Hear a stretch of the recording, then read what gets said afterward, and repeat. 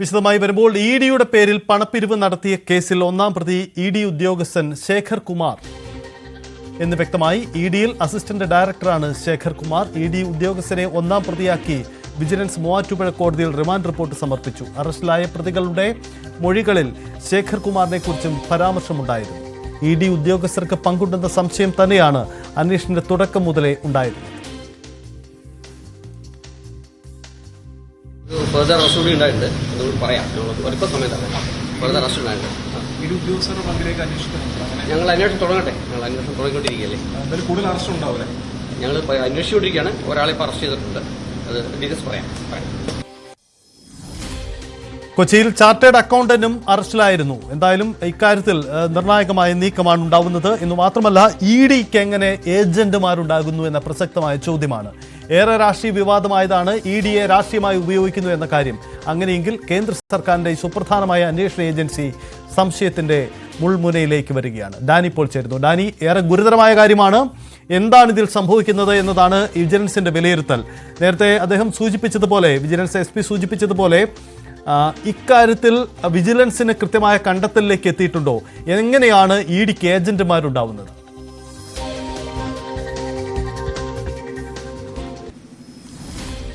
Sajith, ED ഇപ്പോൾ വന്നിരിക്കുന്നത് ED ഉദ്യോഗസ്ഥൻ ഒന്നാം പ്രതിയായിരിക്കുന്നു എന്നതാണ്. ഇഡിയിലെ ഉയർന്ന ഉദ്യോഗസ്ഥൻ തന്നെ ഈ കേസിൽ പ്രതിയാകുന്നു. അത് ആദ്യഘട്ടത്തിൽ ഇത് പറഞ്ഞിരുന്നത് ഇഡിക്ക് പണപ്പിരിവ് എന്ന, ഇഡിക്ക് വേണ്ടിയുള്ളൊരു പണപ്പിരിവ് എന്ന പേരിൽ ആ രീതിയിലുള്ളൊരു കേസ് എന്ന രീതിയിലെല്ലാം തന്നെയായിരുന്നു. പക്ഷേ വിജിലൻസ് ഇതിൻ്റെ സൂക്ഷ്മാംശത്തിലേക്കെല്ലാം തന്നെ വളരെ കൃത്യമായിട്ട് തന്നെ അന്വേഷണം കൊണ്ടുപോകുമ്പോൾ ഈ കേസിൻ്റെ ഒന്നാം പ്രതി ശേഖർ കുമാർ എന്ന ഈ ഉദ്യോഗസ്ഥൻ തന്നെയാണ് എന്ന് വരികയാണ്. മറ്റ് 2 പേർ, ഇടനിലക്കാരായ ഒരാൾ വിൽസൺ എന്നാൽ, അതോടൊപ്പം തന്നെ രാജസ്ഥാൻ സ്വദേശിയായ മുകേഷ് കുമാർ, ഇതിൽ 2-3 പ്രതികൾ ഇവരാകുന്നു.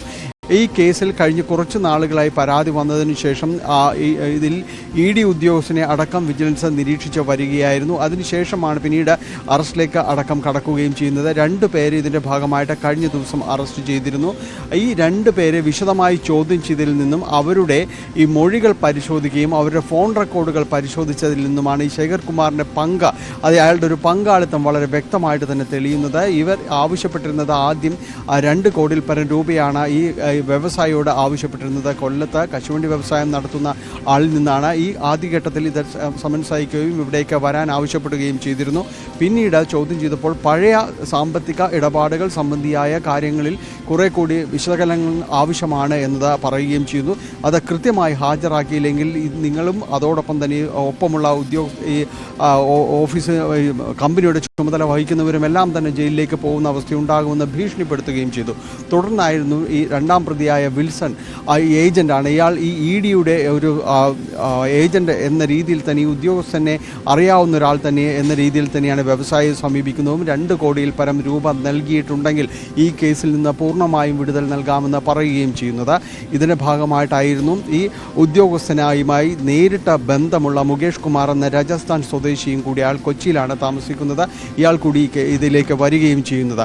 ഇപ്പോൾ വിജിലൻസ് പറയുന്നത് ഇത് ഇവരുടെ ഒരു സ്ഥിരം ശൈലി, ഈ കൂട്ടുകെട്ടുകൾ കഴിഞ്ഞ് കുറേ നാളുകളായി കേസുകൾ ഒത്തുതീർപ്പാക്കുന്നതിലും അടക്കമുള്ള കാര്യങ്ങളിൽ ഉണ്ടായിരുന്നു എന്ന രീതിയിൽ തന്നെയാണ് വിജിലൻസിൻ്റെ ഒരു അനുമാനമായിട്ട് വന്നിരിക്കുന്നത്. എന്തായാലും ഈ ഇഡി ഉദ്യോഗസ്ഥനെതിരെ, ശേഖർ കുമാറിനെതിരെ ഇതുവരെ അറസ്റ്റ് നടപടികളിലേക്ക് അടക്കം നീങ്ങിയിട്ടില്ല. നോട്ട് അറസ്റ്റ് എന്നാണ് മൂവാറ്റുപുഴ വിജിലൻസ് കോടതിയിൽ സമർപ്പിച്ച രേഖകളിലെല്ലാം പറയുന്നത്. മറ്റ് 2 പേരും അറസ്റ്റിലായിട്ടുണ്ട്. ഇതിൽ പറയുന്ന ഒരു കാര്യം, കഴിഞ്ഞ കുറേ നാളുകളായിട്ട് ഈ കേസുമായി ബന്ധപ്പെട്ടുകൊണ്ട് ഇവരുമായി സാമ്പത്തിക ഇടപാടുകൾ അടക്കമുള്ള കാര്യങ്ങൾ നടക്കുന്നുണ്ട് എന്നത് തന്നെയാണ്. അതിൽ കൂടുതൽ പണം നൽകാനായിട്ട് ആവശ്യപ്പെടുകയും ചെയ്തു. അത് മുംബൈയിലെ ഒരു അക്കൗണ്ടിൽ, സ്വകാര്യ ബാങ്ക് അക്കൗണ്ടിൽ 50 ലക്ഷം രൂപയുടെ 4 ഗഡുക്കളായിട്ട് അവിടെ നിക്ഷേപിക്കുക എന്ന രീതിയിലാണ് നിർദ്ദേശം നൽകിയിരുന്നത്. അതോടൊപ്പം തന്നെ 2 ലക്ഷം രൂപ പണമായിട്ട് തന്നെ ഇവർക്ക് നൽകണമെന്നതെല്ലാം തന്നെ ഇവർ ആവശ്യപ്പെടുകയും ചെയ്തിരുന്നു. ഇതിന് ശേഷമാണ് ഈ വ്യവസായി വിജിലൻസുമായിട്ട് ബന്ധപ്പെടുകയും അവർ നൽകിയ പണം, 2 ലക്ഷം രൂപ അവർ നൽകിയ പണം ഈ കഴിഞ്ഞ ദിവസം കൈമാറാൻ ശ്രമിക്കുമ്പോൾ ഇവർ പിടിയിലാകുകയും എല്ലാം തന്നെ ചെയ്യുന്നത്. എന്തായാലും ഈ കാര്യങ്ങളിലെല്ലാം വിജിലൻസ് കൃത്യമായ ഒരു അന്വേഷണം നടത്തുകയും ഇവരുടെ ഫോൺ രേഖകൾ പരിശോധിക്കുകയും ചെയ്തതിൻ്റെ അടിസ്ഥാനത്തിലാണ് ഇപ്പോൾ ED ഉദ്യോഗസ്ഥൻ ഈ കേസിൽ ഒന്നാം പ്രതിയാവുന്ന രീതിയിലേക്ക് കാര്യങ്ങൾ വന്നിരിക്കുന്നത്. എന്തായാലും ഇത്തരം കാര്യങ്ങളെല്ലാം EDയെയും അതിൻ്റെ ഒരു നടപടിക്രമങ്ങൾ അനുസരിച്ചുകൊണ്ട് EDയെയും എല്ലാം തന്നെ ഇതുമായി ബന്ധപ്പെട്ടുകൊണ്ട് ഈ അന്വേഷണത്തിൻ്റെ വിശദാംശങ്ങളെല്ലാം തന്നെ അറിയിച്ചിട്ടുണ്ട്. ഒന്നാം പ്രതിയാണ് ഇവിടുത്തെ ഉദ്യോഗസ്ഥൻ എന്ന വസ്തുത അവരെ ബോധ്യപ്പെടുത്തുകയും ചെയ്തിട്ടുണ്ട്. ഇനി സജിത്ത് നേരത്തെ ചോദിച്ചതുപോലെ EDക്ക് എങ്ങനെയാണ് ഇവിടെ ഏജന്റുമാർ ഉണ്ടാകുന്നത്? അങ്ങനെയെങ്കിൽ ഇത് പല കേസുകളുടെയും തന്നെ അത് എന്താണ് അതിൻ്റെ സാങ്കത്യം എന്നതടക്കമുള്ള കാര്യങ്ങൾ അത് ചോദ്യമുനയിലേക്ക് വരികയാണ്. പല ആക്ഷേപങ്ങളും ഇതുമായി ബന്ധപ്പെട്ടുകൊണ്ട് പല കാര്യങ്ങൾ രാഷ്ട്രീയപരമായും അല്ലാതെയും തന്നെ ഉയർന്നിരുന്നൊരു ഘട്ടം കൂടിയുണ്ട്. എന്തായാലും ഇപ്പോൾ വന്നിരിക്കുന്ന സംഭവങ്ങൾ ആ ചോദ്യങ്ങളുടെ പ്രസക്തി കൂടി വർദ്ധിപ്പിച്ചിരിക്കുകയാണ്. ഇതുവരെയും ED ഉദ്യോഗസ്ഥനെ അറസ്റ്റ് ചെയ്തിട്ടില്ല, നടപടികളിലേക്ക് നീങ്ങുകയാണ്. അല്പസമയത്തിനകം തന്നെ ഈ കാര്യങ്ങൾ ബന്ധപ്പെട്ടുകൊണ്ട് SP തന്നെ വിശദീകരിക്കുമെന്നാണ് നമ്മൾ പ്രതീക്ഷിക്കുന്നത്. സജിത. യെസ്, അതാണ് കാര്യം. എന്തായാലും എങ്ങനെയാണ് EDക്ക് ഇങ്ങനെ നീക്കം നടത്താൻ കഴിയുമെന്നതാണ്. EDക്കെതിരെ ഉയരുന്ന രാഷ്ട്രീയ ആരോപണങ്ങൾ ശരിവെക്കുന്നത് കൂടിയായി ഇത് മാറുന്നു എന്നതാണ് സാഹചര്യം. ഡാനി, ഒരു കാര്യം, ഈ വിജിലൻസിൻ്റെ ഒരു ബ്രീഫിംഗ്, ഒരു ഔദ്യോഗികമായ ബ്രീഫിംഗ് നമുക്ക് എപ്പോഴേക്ക് പ്രതീക്ഷിക്കാം? എന്താണ് വിജിലൻസിന് ഇത് സംബന്ധിച്ച അന്വേഷണം നടക്കുന്നത്? ഒപ്പം ഈ ആക്ഷേപങ്ങൾ ED ഏജന്റുമായി ബന്ധപ്പെട്ട അന്വേഷണം വിജിലൻസ് നേരത്തെ ആരംഭിച്ചതാണ്.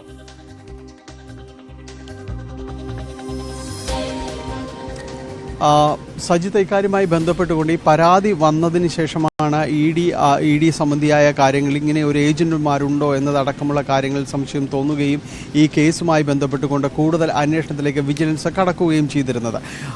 ആ നടപടിക്രമങ്ങൾ മുന്നോട്ട് പോകുമ്പോൾ തന്നെ ഈ പരാതിയിൽ പറഞ്ഞിരിക്കുന്ന കാര്യങ്ങൾ വസ്തുതാപരമാണെന്ന് വിജിലൻസിന് ബോധ്യപ്പെടുന്നു. വിജിലൻസിന് ഇത് കൃത്യമായിട്ട് തന്നെ മനസ്സിലാകുകയും ചെയ്യുന്നു. ഇങ്ങനെ ചില ഇടപെടലുകൾ നടക്കുന്നുണ്ട്, അത് ED ഉദ്യോഗസ്ഥനുമായി ബന്ധപ്പെട്ടുകൊണ്ട് തന്നെയാണ് എന്നത് മനസ്സിലാകുകയും ചെയ്തതിൻ്റെ അടിസ്ഥാനത്തിൽ തന്നെയാണ് ഈ അറസ്റ്റ് അടക്കമുള്ള നടപടികളിലേക്ക് ആദ്യഘട്ടത്തിൽ ഇതിൻ്റെ ഇടനിലക്കാരനെയും അതോടൊപ്പം തന്നെ മുകേഷ് കുമാർ എന്ന രാജസ്ഥാൻ സ്വദേശിയുമായിരുന്നു ഇവരെ അറസ്റ്റിലേക്കും എല്ലാം തന്നെ പോവുകയും ചെയ്യുന്നത്. ഏതായാലും ഈ കാര്യങ്ങളിൽ EDക്ക് കൃത്യമായ രീതിയിലുള്ള ഒരു മുന്നറിയിപ്പ് വിജിലൻസ് നൽകിയിട്ടുണ്ട് എന്നാണ് അറിയാൻ കഴിയുന്നത്. കാരണം ഇയാളെ അറസ്റ്റ് ചെയ്യാതെ ഈ കേസുമായി ബന്ധപ്പെട്ടുകൊണ്ട് മുന്നോട്ട് പോകാൻ കഴിയുകയില്ല. ഏതായാലും കോടതിയിലടക്കം ഈ റിമാൻഡ് റിപ്പോർട്ട് അടക്കം കോടതിയിൽ കൃത്യമായിട്ട് പറഞ്ഞിട്ടുണ്ട്. ഈ റിമാൻഡ് റിപ്പോർട്ടിൽ വളരെ കൃത്യമായി കാര്യങ്ങൾ വിശദീകരിക്കുന്നു. ഈ ഏജന്റുമാരെ ഉപയോഗിച്ച പണപ്പിരിവ് നേരത്തെയും നടത്തിയിട്ടുണ്ട് എന്ന് പറയുന്നു. ഇങ്ങനെയൊരു ഗൂഢസംഘം അവിടെ പ്രവർത്തിക്കുന്നുണ്ട് എന്ന് വിജിലൻസ് EDയുടെ ഈ ഒരു നടപടിക്രമങ്ങൾ ഈ ഉദ്യോഗസ്ഥൻ്റെ ഈ ഒരു ഇടപെടലിനെ സാക്ഷ്യപ്പെടുത്തിക്കൊണ്ട് റിമാൻഡ് റിപ്പോർട്ടിൽ പറയുകയും ചെയ്യുന്നുണ്ട്. അപ്പോൾ തുടർ നടപടികളെല്ലാം തന്നെ വൈകാതെ ഉണ്ടാകും. ഉച്ചയ്ക്ക് മുൻപായിട്ട് തന്നെ ഈ കാര്യത്തിൽ ഒരു വിശദീകരണം നൽകും. നേരത്തെ അറസ്റ്റായ 2 പേരും ഇപ്പോൾ റിമാൻഡിലാണ്. എന്തായാലും ഇനിയുള്ള നടപടി എന്താണ്, ഇത്തരം കാര്യങ്ങൾ EDയെ അറിയിച്ചിട്ടുണ്ടോ, അവരുടെ ഭാഗത്തുനിന്ന് എന്ത് മറുപടിയാണ് ഈ കാര്യത്തിൽ ലഭിച്ചിട്ടുള്ളത് എന്നതടക്കമുള്ള കാര്യങ്ങൾ, അതോടൊപ്പം തന്നെ EDയുടെ ഇടപെടലുകളിൽ ഏതെല്ലാം തരത്തിലുള്ളൊരു അന്വേഷണം വിജിലൻസ് ആവശ്യപ്പെടുന്നുണ്ട്, അല്ലെങ്കിൽ മറ്റ് കേസുകൾ സമാനമായ രീതിയിൽ ഇവർ ഇടപെട്ട വേറെയും കേസുകളുണ്ടോ എന്നതടക്കമുള്ള ചോദ്യങ്ങൾ ബാക്കി നിൽക്കുന്നുണ്ട്. അപ്പോൾ ഇതിനെല്ലാം തന്നെ വിജിലൻസിൻ്റെ ഭാഗത്തുനിന്ന് ഒരു ഉത്തരം വൈകാതെ ഉണ്ടാകുമെന്ന് തന്നെയാണ് നമ്മൾ പ്രതീക്ഷിക്കുന്നത്. സജിത. യെസ്, അതാണ് സാഹചര്യം. എന്തായാലും ED സംശയനിഴൽ തന്നെയാണ്. കേന്ദ്ര ഏജൻസിയെ നിയന്ത്രിക്കുന്നത് ആര്? ഇതിന് പിന്നിൽ പ്രവർത്തിക്കുന്ന ഏജന്റുകൾ എങ്ങനെ? ഏജന്റുമാർ വിചാരിച്ചാൽ കേസുകളിൽ നിന്ന് ഊരിപ്പോകാമോ? സംശയനിഴലിലാണ്. കേന്ദ്ര സർക്കാർ കൂടി ഇക്കാര്യത്തിൽ നിലപാട് വ്യക്തമാക്കേണ്ടി വരും.